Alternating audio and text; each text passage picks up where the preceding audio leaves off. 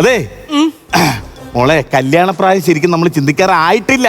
അവനാണെങ്കിൽ ആകെ 30 വയസ്സായിട്ടുള്ളു, മോക്കാണെങ്കിൽ 19 വയസ്സ്. ആരുണ്ടാക്കിയെന്ന്? 19 വയസ്സെന്ന്? 19 അല്ല, 19 വയസ്സായെന്ന് എനിക്ക്.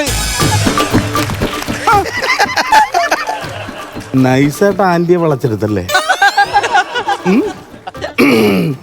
അതെ 19 കറക്റ്റ് 50 വയസ്സാണ്. ഇപ്പൊ 49 ഡിസംബറിൽ ഇതെന്താ 50 നടത്താം. നടന്നില്ലെങ്കിലാ? നടന്നില്ലെങ്കിലാ ക്രിസ്മസ് നടക്കും. ആണാ? അപ്പൊ 50 വയസ്സുണ്ട്. എടാ ഒരു കാര്യം ഞാൻ എന്ത് ചെയ്യേണ്ടത്? മോക്കൊരു കാര്യം ചെയ്യാം, നല്ലൊരു കല്യാണം അല്ല ഞാൻ റെഡിയാക്കി തരാം. എനിക്ക് വേണ്ട, എനിക്ക് അവനെ മതി, അവനെ മതി. എടാ നീ ഒറ്റൊരുത്തരാണ് ഇതിനൊക്കെ പ്രശ്നം ഉണ്ടാക്കിയത്. ഞാൻ എന്ത് ചെയ്യും? അച്ഛനൊന്ന് BP ഉള്ളതാണല്ലോ അച്ഛന്. എനിക്ക് BP പ്രശ്നമുണ്ട്, നിനക്കറിയാം. ഗുളി കഴിക്കുന്നതാണ്. ഞങ്ങൾക്ക് BP ഉള്ളതാ, ഞങ്ങൾ ആരും ഗുളി കഴിക്കാറില്ല. പിന്നെന്താ കഴിക്കണത്? വെടി വലിക്കും. എന്ത് കഷ്ടോടാ ഇത്. എനിക്ക് ഫോട്ടോ അയച്ചു തന്നിട്ടുണ്ട്, ഞാൻ ഞെട്ടാറില്ല. മറ്റേ റൗണ്ട് പുകയൊക്കെ വിടുള്ളൂ. ആണോ? എന്നിട്ടാണ് ഇവിടെ വിളിച്ചിട്ട് വന്നിരിക്കുന്നത്. മിണ്ടരുത് നീ. ഞാൻ പണ്ട് തൊട്ടേ ഞാൻ പറഞ്ഞേക്കാം. അതെ മോക്കിപ്പോ ഏതായാലും 50 വയസ്സായല്ലോ. ശരിക്കും നമ്മൾ തമ്മിലാണ് കറക്റ്റ് കേട്ടോ.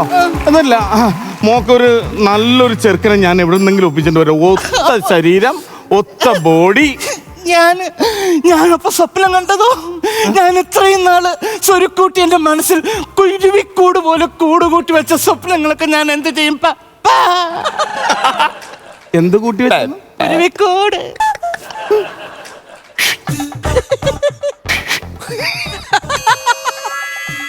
ചൂടോടിക്കാതെ കാര്യം പറ.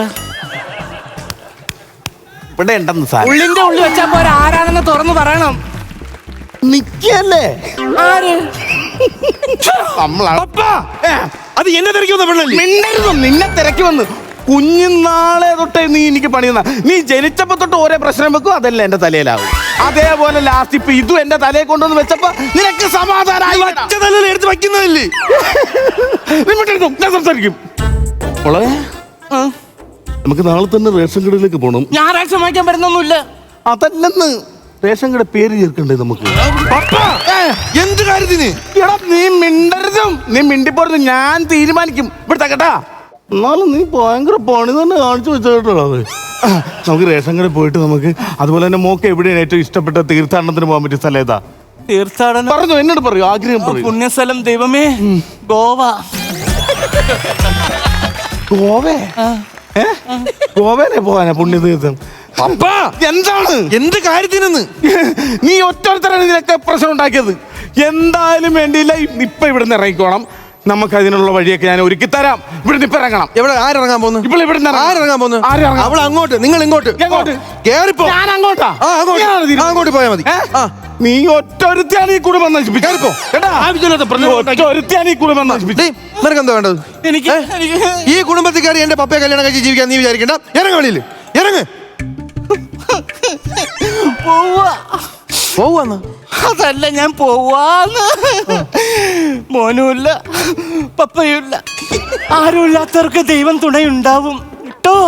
ഇങ്ങളെ അടിച്ചിറങ്ങുമായി തറവാട്ടിന്ന്. എന്റെ ദൈവമേ, ഞാൻ അങ്ങോട്ട് വരുവാ.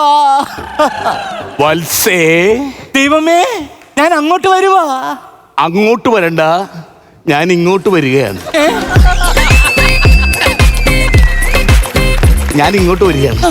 അപ്പോ ഞങ്ങൾ അങ്ങോട്ട് പോവുകയാണ്. എങ്ങോട്ട് പോണു? പെട്ടി തൊട്ടുള്ള.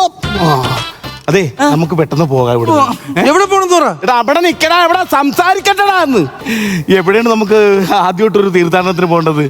നമുക്ക് എവിടെ പോവാന്? ഗോവ. ഗോവ പോണം, പിന്നെ ഊട്ടി പോണം, പിന്നെ നമുക്ക് തായ്ലൻഡിൽ പോയാലോ? തായ്ലൻഡിന്റെ പ്രായത്തിൽ തായ്ലൻഡിൽ പോണം.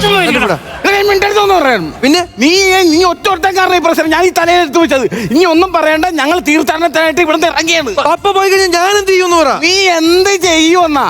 എടാ 10-30 വയസ്സായില്ലേ, ഇനി നീ സ്വന്തമായിട്ട് എന്തെങ്കിലും പണിയെടുത്ത് ജീവിക്കടാ. മുത്തേ.